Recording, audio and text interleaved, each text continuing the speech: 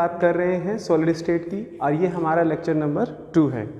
तो इससे पहले वाले लेक्चर में हम लोगों ने बात की थी क्रिस्टलाइन सॉलिड की बात की थी, एमॉर्फस सॉलिड की बात की थी। हम लोगों ने बात किया भाई कि सॉलिड्स क्या होते हैं, कैसे उनको क्लासीफाई किया जाता है।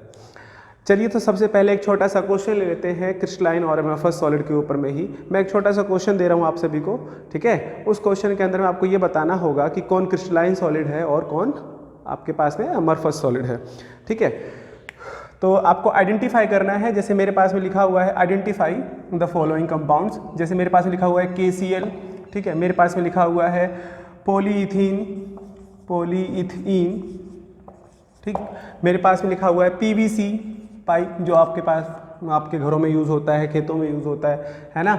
अच्छा, मैंने लिख दिया है कॉपर, ठीक। मैंने लिख दिया है यहाँ पर जिंक, मैंने लिख दिया है यहाँ पर बेसिकली डायमंड, ठीक है। मैंने लिख दिया बेटा फिर आपके पास में स्टार्च, ठीक। और फिर मैं लिख रहा हूँ आपके लिए क्या लिखूँ बताओ। हाँ, हम लोग लिखते हैं टेफ्लॉन, नायलॉन, ठीक है।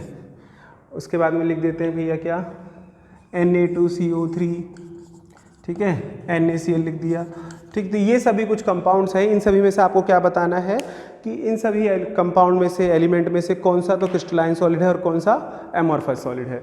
तो फटाफट एक बार इसको देखते हैं कि कौन क्रिस्टलाइन होगा और कौन एमॉर्फस होगा, है ना। चलिए, तो सबसे पहले हम लोग क्या देखते हैं यहाँ पर कि हमारे पास में देखो KCl क्या है बेटा, अपने आप में एक साल्ट है ना। अपने आप में क्या है, एक साल्ट। तो जो भी कोई कंपाउंड साल्ट होता है तो वहाँ पर कौन सा बॉन्ड बनता है सर, आयनिक बॉन्ड बनता है और एक रेगुलर पैटर्न अरेंजमेंट देखा जाता है ना। तो जब रेगुलर पैटर्न अरेंजमेंट होगा और आयंस के बीच में कौन सा फोर्स होता है, electrostatic force of attraction, that means highest force of, सबसे ज़बरदस्त फोर्स देखा जाता है ना। तो इसीलिए हम लोग क्या बोलेंगे, KCl क्या है, अपने आप में क्रिस्टलाइन सॉलिड है। तो KCl जो है अपने पास में लिख दो यहाँ पर,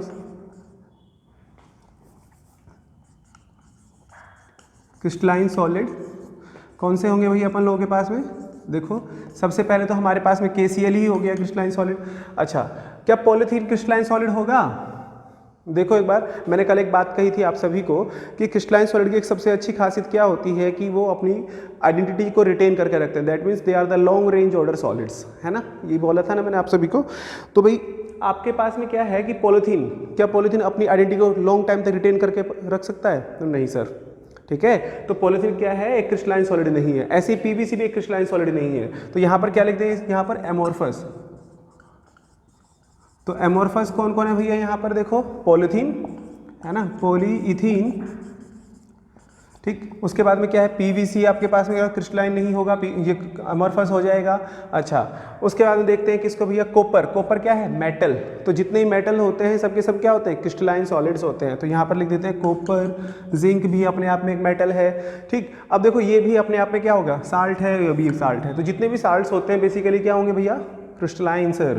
तो देखो यहाँ पर लिख देते हैं Na2CO3 और क्या बच जाता है अपन लोगों के पास में NaCl। तो ये सभी के सभी सॉलिड्स क्या हैं, all the solids are crystalline solid. ये सभी सॉलिड्स क्या हैं आपके पास में, क्रिस्टलाइन है, ठीक। और जो बच गया सर वो तो एमॉर्फस हो गया। जैसे कि हमारे पास में बच गया कौन कौन, देखो स्टार्च बच गया। अच्छा, रह क्या गया भाई अपने पास में, डायमंड। क्या सर डायमंड क्रिस्टलाइन होगा कि एमॉर्फस होगा। तो चलिए इसके बारे में आज हम लोग बात करेंगे कि डायमंड क्रिस्टलाइन है कि एमॉर्फस है। लेकिन मैं अभी लिख दे रहा हूँ कि हमारा डायमंड जो होता है बेसिकली क्या है, क्रिस्टलाइन, ठीक है। डायमंड जो है हमारे पास में क्या होते हैं भैया, क्रिस्टलाइन होते हैं। अच्छा, स्टार्च है ना, स्टार्च बच गया था हमारे पास में, ये कैसा है, एमॉर्फस। अच्छा जी, उसके बाद में क्या बच गया भैया, टेफ्लॉन का केमिकल नेम जो होता है बेटा पॉली टेट्राफ्लोरोइथीन, ठीक है, पॉली टेट्राफ्लोरोइथीन, PT ऐसे लिखते हैं, देखो पॉली टेट्राफ्लोरोइथीन, ठीक है, PTFE के नाम से जाना जाता है इसको, ठीक। और Teflon is the common name. तो जब भी किसी भी ऑर्गेनिक कंपाउंड के सामने या फिर कोई कंपाउंड जो है आपके पास में जिसके सामने पॉली लग जाए तो अपने आप वो एमॉर्फस ही है, छोटी सी बात। अच्छा, हिंट दे रहा था मैं। और उसके बाद में भाई नायलॉन क्या है अपने आप में, ये भी अपने आप में कैसा होगा, एमॉर्फस, ठीक। और क्या रह गया बेटा, तो देखो जो चीज़ आपके पास यहाँ पर कोई ऐसी चीज़ तो ना है जो रह गई हो, देख लेना एक बार अच्छे से। तो आपके पास में एक छोटा सा क्वेश्चन था कि भाई कैसे आइडेंटिफाई करें कौन क्रिस्टलाइन होगा और कौन एमॉर्फस होगा। तो एक छोटा सा तरीका आप ढूंढ लीजिए। मैंने कल आपको एक बात कही थी, जितने भी मेटल होते हैं, नॉन मेटल होते हैं, है ना, और साल्ट्स होते हैं, यदि वो सॉलिड्स की फॉर्म में है, ठीक, तो सभी के सभी क्या हैं, क्रिस्टलाइन सॉलिड्स हैं। अच्छा, दूसरी बात मैंने एक और कही थी आप लोगों को, पीरियोडिक टेबल में जितने मेटल नॉन मेटल होते हैं, यदि वो सॉलिड की फॉर्म में होंगे तो सभी के सभी क्या होंगे भाई, क्रिस्टलाइन सॉलिड्स होते हैं, what ever it is boron, what ever it is carbon. ठीक है, ओके। तो ये हमारे आप पास में एक छोटा सा क्वेश्चन था। अब आगे बढ़ते हैं हम लोग। आज का जो हमारा टॉपिक जो होगा बेसिकली किसके ऊपर में होगा, क्लासिफिकेशन ऑफ, हाँ सबके सब अपनी अपनी नोटबुक में लिखिए जल्दी जल्दी से, classification of crystalline solid on the basis of force of attraction. ठीक है, लिखते हैं, क्या है टॉपिक अपना, क्लासिफिकेशन है ना, of crystalline solids on the basis of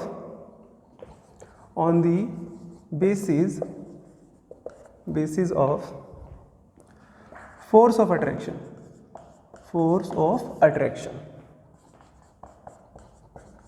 अब अट्रैक्शन किस किस के बीच में देखना है बेटा, कॉन्स्टिट्यूएंट पार्टिकल्स के बीच में देखना है। ठीक है, अट्रैक्शन कहाँ पर देखना है आपको, कॉन्स्टिट्यूएंट पार्टिकल्स। और कॉन्स्टिट्यूएंट पार्टिकल कौन कौन से थे, एटम, आयंस और मॉलिक्यूल्स, यही थे ना अपने पास में कॉन्स्टिट्यूएंट पार्टिकल्स। तो इनके बीच में कौन सा फोर्स लगा हुआ है उसके ऊपर में हमें बात करनी होगी। तो on the basis of the force of attraction between the constituent particles of solid, they are classified in 4 types. First one is the ionic solid, एक होता है हमारे पास में आयनिक सॉलिड। ठीक है, दूसरा होता है हमारे पास में बेटा कोवेलेंट सॉलिड। ठीक है, इसी को एक और नाम से जाना जाता है, इसका नाम होता है नेटवर्क सॉलिड। ठीक है, नेटवर्क सॉलिड। ठीक है, इसके बारे में हमारी बिल्कुल बढ़िया से बात हो सभी के बारे में। एक होता है बेटा हमारे पास में मेटेलिक सॉलिड्स, और लास्ट वन होता है हमारे पास में मॉलिक्यूलर सॉलिड। ठीक है, मॉलिक्यूलर सॉलिड्स। तो चलिए सबसे पहले बात करते हैं हम लोग किसके ऊपर में भैया, आयनिक सॉलिड्स के ऊपर में। एक बार इसको कॉपी कर सकते हो, कौन कौन से हैं हमारे पास में भैया, आयनिक सॉलिड। ठीक है, तो कॉन्स्टिट्यूएंट पार्टिकल्स का ध्यान रखना होता है बस, और कुछ ज़्यादा ध्यान रखना नहीं होता इन सभी के अंदर में। आइए तो बात करते हैं अब आयनिक सॉलिड्स की। तो आयनिक सॉलिड्स क्या होंगे, देखो मैंने अभी आपसे क्या बोला कि कॉन्स्टिट्यूएंट पार्टिकल्स को ध्यान में रखना है बस। तो कॉन्स्टिट्यूएंट पार्टिकल्स बेटे क्या क्या थे अपने पास में, एक तो था सर एटम, आयन, है ना, आयंस और मॉलिक्यूल्स। बार बार लिखने से याद हो जाता है आपको। ठीक है, अच्छा, तो आपके पास में देखो क्या है, कॉन्स्टिट्यूएंट पार्टिकल एटम, आयन या फिर मॉलिक्यूल। तो यहाँ पर देखो आयनिक सॉलिड्स है, तो कॉन्स्टिट्यूएंट पार्टिकल क्या होना चाहिए, the constituent particle must be an ion. तो सबसे पहले लिखते हैं यहाँ पर द कॉन्स्टिट्यूएंट पार्टिकल, ठीक है, constituent particles must be ions. ठीक है, और आयंस कौन कौन से होते हैं बेटा, एक तो होता है अपन लोगों के पास में कैटायन और एक होता है अपने पास में एनायन। ठीक है, दैट मीन्स यहाँ पर क्या होना चाहिए अपने पास में, एक तो कैटायन हो, ठीक है, कैटायन हो, और दूसरा कौन है वही अपने पास में एनायंस। ठीक है, अच्छा, तो हमारे पास में देखो कॉन्स्टिट्यूएंट पार्टिकल क्या हो भाई, फर्स्ट ऑफ ऑल आयंस। अब आयंस से क्या ध्यान आ रहा है कि आपके पास में कोई आयनिक सॉलिड हो, जैसे मेरे पास में लिखा हुआ है NaCl, मेरे पास लिखा हुआ है KCl, MgCl2, है ना, ये सभी के सभी क्या है भाई अपने पास में आयनिक सॉलिड्स हैं। जैसे मैंने लिख दिया क्या भाई FeCl3 लिख दिया, तो ये सभी के सभी क्या है, आयनिक सॉलिड्स हैं। ठीक, तो यहाँ पर कोई कैटायन भी मिलेगा, कोई एनायन भी मिलेगा आपको। तो जब भी हम लोग बात कर रहे हैं आयनिक सॉलिड की, तो सबसे पहली बात तो फंडामेंटल बात क्या समझ में आनी चाहिए कि भाई कॉन्स्टिट्यूएंट पार्टिकल हो आपके पास में आयन जरूर होना चाहिए, और आयन के पास में 2 चीज़ तो हमेशा मिलेंगे, कैटायन और एनायन। तो देखो कैटायन पे कौन सा चार्ज था सर, पॉजिटिव चार्ज, और एनायन पे कौन सा चार्ज था सर, नेगेटिव, है ना। और आयनिक सॉलिड कैसे बनते हैं भाई, by the transferring of electron, ऐसा ही होता है ना। तो देखो यहाँ पर फोर्स कौन सा लगेगा, इलेक्ट्रोस्टैटिक फोर्स ऑफ अट्रैक्शन। ठीक है, that means ions are held together by the electrostatic force of attraction. ये बात आप लिख सकते हैं कि यहाँ पर जितने भी आयंस होते हैं वो सभी के सभी किससे जुड़े होंगे भाई, electrostatic force of attraction. Electrostatic force of attraction, ठीक है। अच्छा, ये बात तो सबको समझ में आ गई होगी। और इलेक्ट्रोस्टैटिक फोर्स क्या होता है, चलिए मान लेते हैं कि हमारे पास में ये हमारा Q1 हो गया, ये हमारा Q2 हो गया, है ना। ठीक, फिजिक्स में पढ़ते थे ना तुम लोग। तो F इक्वल टू किसके बराबर हो जाएगा भैया, F directly proportional to Q1 Q2 over में R², ठीक है। अच्छा, और प्रोपोर्शनलिटी साइन हटा दे तो क्या बन जाएगा, देखो अपने पास में F इक्वल टू में K, है ना, K Q1 Q2 over R², ठीक है। तो ये वाली इक्वेशन आप याद रख सकते हो सर, कुलम वाली इक्वेशन है सर ये, तो कोई बात नहीं, आप इतना ध्यान रखें कि आपके पास में जितने भी आयनिक सॉलिड्स होते हैं उनके जो आयंस जो जुड़े होंगे वो इलेक्ट्रोस्टैटिक फोर्स से जुड़े हुए होते हैं। अच्छा, जब इलेक्ट्रोस्टैटिक फोर्स है तो भैया वो तो सबसे बेस्ट क्वालिटी का फोर्स माना जाता है ना, ठीक है। तो जब force of attraction between the particles बहुत हाई होगा तो आपके पास में मेल्टिंग पॉइंट और बॉइलिंग पॉइंट भी क्या होगा, हाई होगा, ऑब्वियस सी बात है कि नहीं। तो पोसेस हाई मेल्टिंग पॉइंट और बॉइलिंग पॉइंट, तो क्या होगा इनके पास में हाई MP एंड BP। तो मेल्टिंग पॉइंट और बॉइलिंग पॉइंट इनका ज़्यादा देखने को मिलेगा आपको। अच्छा जी, जैसे NaCl हो गया, KCl हो गया, इन सभी का मेल्टिंग पॉइंट और बॉइलिंग पॉइंट आपको ज़्यादा देखने को मिलता है।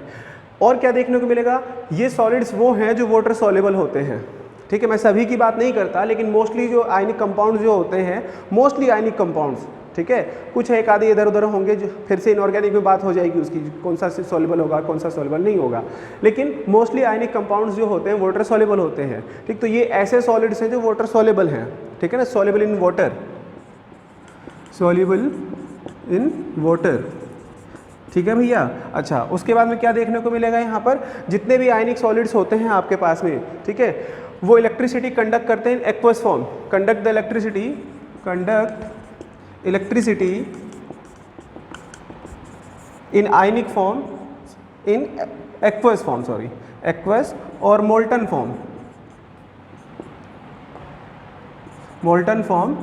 Not in solid form, but not in solid form. अब देखो सॉलिड फॉर्म में तो इलेक्ट्रिसिटी कंडक्ट करेगा ही नहीं, क्यों नहीं कर रहा है सर, देखो जैसे मैंने लिखा क्या यहाँ पर NaCl।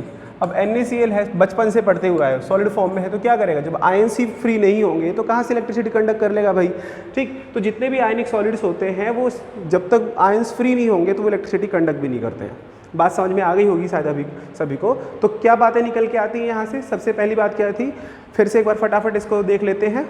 जितने भी हमारे पास में आयनिक सॉलिड होंगे वहाँ पर कॉन्स्टिट्यूएंट पार्टिकल क्या होना चाहिए, पहली बात आयन होना चाहिए। आयन के पास में क्या मिलेगा, कैटायन और एनायन मिलेगा सर, ओके। जैसे मैंने एग्जांपल लिखा NaCl, KCl, MgCl2, FeCl3, ये सभी के सभी आयनिक सॉलिड्स हैं। अच्छा, अब आयनिक सॉलिड तो उसके पास में आयंस मिल रहे हैं, दैट मीन्स कैटायन एनायन मिल रहा है, तो एक पॉजिटिव है एक नेगेटिव है ना, कैटायन पे पॉजिटिव चार्ज, एनायन पे नेगेटिव चार्ज, ठीक है।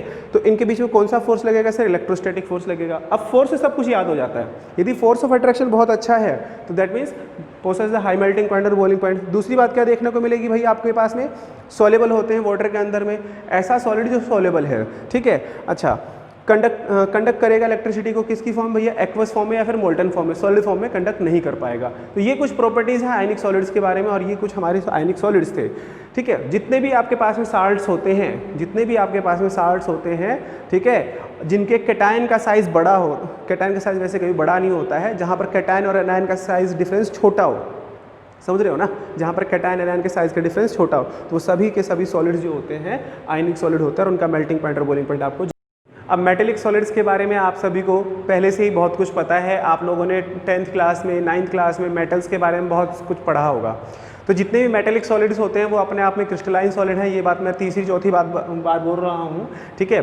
तो मेटेलिक सॉलिड्स के अंदर में ऐसा क्या है कि भाई वो जल्दी से जल्दी इलेक्ट्रिसिटी कंडक्ट कर पाते हैं। इवन देखो मेटल्स जो होते हैं उनके पास में फ्री इलेक्ट्रॉन्स होते हैं, और आयनिक सॉलिड उनके पास में फ्री आयंस होते हैं, तो movement of electrons quite possible than that of ions. Ions को पहले फ्री होना पड़ेगा तब जाके वो इलेक्ट्रिसिटी कंडक्ट कर पाएगा। लेकिन मेटल्स के अंदर में क्या है कि फ्री इलेक्ट्रॉन्स है ना, वहाँ पर बैठे रहते हैं, थोड़ी सी एनर्जी मिली उनको कहीं से तो इलेक्ट्रॉन फ्री होकर भाग गया, ठीक है। तो मेटल्स इलेक्ट्रिसिटी जल्दी कंडक्ट कर पाते हैं कंपेरेटिव टू आयनिक सॉलिड्स, ठीक है। एक बात, दूसरी बात क्या भाई कि आपके पास में जितने भी मेटेलिक सॉलिड्स होते हैं उनमें है क्या, देखो जैसे मेरे पास मान लेते हैं लिखा हुआ है, हम लोगों ने ले लिया भाई क्या, हाँ सोडियम ही ले लेते चलिए, ठीक है। सोडियम हमारे पास में है, सोडियम को थोड़ी सी एनर्जी मिली कहीं से, तो क्या करेगा वो अपना इलेक्ट्रॉन लूज करेगा और एक इलेक्ट्रॉन अपना इलेक्ट्रॉन लूज करके बाहर निकला और किसकी फॉर्म में चला गया, कैटायन की फॉर्म में चला गया। अच्छा, अब देखो होता क्या है कि हमारे पास जितने भी मेटेलिक सॉलिड्स होते हैं उनके पास में पॉजिटिव चार्ज होता है, और ये पॉजिटिव चार्ज जो होता है बेटा इसको बोलते हैं अपन लोग kernel. This positive charge is named as the kernel and these kernels are merge in the sea of mobile electrons. अब ये जो कर्नल्स जो हैं, अब इलेक्ट्रॉन किसके साथ में जुड़ा होगा, यहाँ पर इलेक्ट्रॉन है, यहाँ पर इलेक्ट्रॉन, सब जगह इलेक्ट्रॉन बैठे हुए होते हैं। ठीक है, जैसे ही एनर्जी मिली कहीं से तो इलेक्ट्रॉन फटाक से भाग गया। ठीक, अब देखो होता क्या है कि जैसे अपने पास में एलिमेंट होगा, जैसे मेरे पास में देखो एल्युमिनियम है, एल्युमिनियम के पास में फिर कितने फ्री इलेक्ट्रॉन मिल सकते हैं सर, Al3 पॉजिटिव प्लस में 3 इलेक्ट्रॉन्स। तो यहाँ पर कितने इलेक्ट्रॉन होते हैं, 3 इलेक्ट्रॉन। और यहाँ पर इलेक्ट्रॉन्स जो होते हैं बहते रहते हैं, गंगा बह रही है यहाँ पर इलेक्ट्रॉन्स की देखा जाए तो। अच्छा, तो हम लोग क्या देखते हैं, जितने भी हमारे पास में ये जो पॉजिटिव चार्ज है इसको बोलते हैं अपन लोग कर्नल। ठीक है, और ये जो हमारे पास में इलेक्ट्रॉन है इसको क्या बोलते हैं अपन लोग, फ्री इलेक्ट्रॉन और मोबाइल इलेक्ट्रॉन, मोबाइल इलेक्ट्रॉन और फ्री इलेक्ट्रॉन। ठीक है, और फ्री इलेक्ट्रॉन।